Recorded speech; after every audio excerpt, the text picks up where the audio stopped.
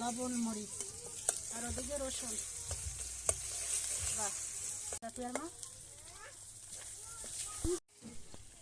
একটু তেলও দেওয়া হয়েছে শুটকি দেওয়া হইতেছে না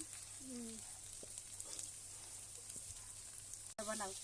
যে যে খাবে কবে শুটকি ভর্তা খাইছি পানিতে গোলাই নিতে আসো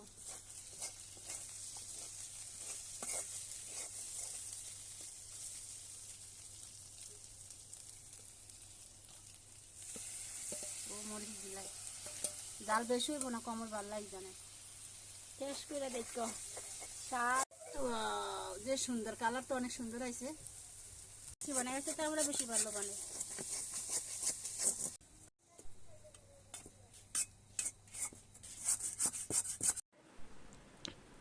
শুটকির ভর্তা অনেক মজা